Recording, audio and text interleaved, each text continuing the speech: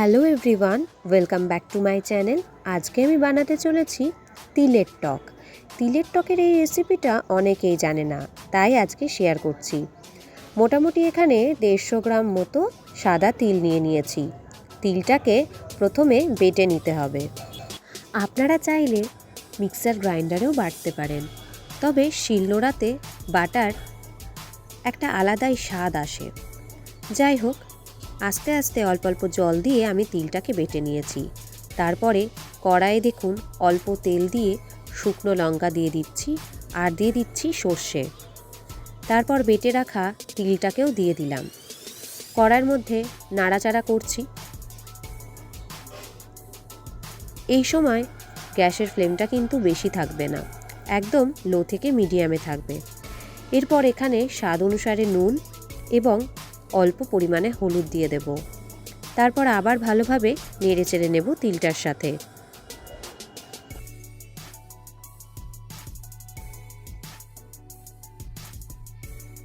এবারে কিছুটা পরিমাণে জল আমি এখানে দিয়ে দিচ্ছি।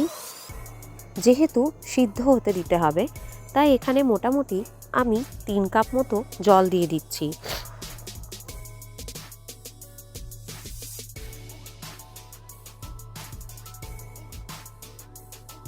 জল দিয়ে দেওয়ার পর দিয়ে দেব আমচুর। আমচুর কি একটু আপনাদের সাথে শেয়ার করি।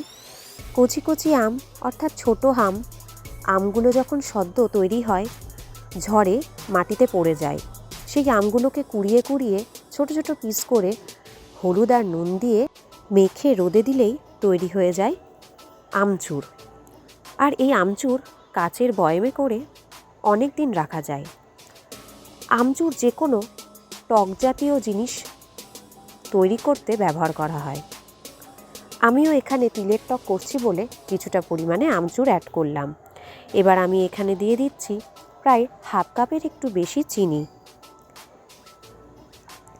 আপনারা বুঝতেই পাচ্ছেন জলটা কতটা শুকিয়ে এসেছে। চিনিটা দিয়ে দেওয়ার পর আবার ফুটতে দেব কিছুক্ষণের জন্য। আর এই কাজ হয়ে গেলেই কিন্তু তৈরি হয়ে যাবে তিলের টক। তিলের টক শরীরের পক্ষে অনেক উপকারী, তাই আর দেরি না করে এবার আপনারাও ঝটপট বাড়িতে বানিয়ে ফেলুন এই তিলের টক, আর সবাইকে একটু চমকে দিন। আজকে এখানেই শেষ করছি। টাটা।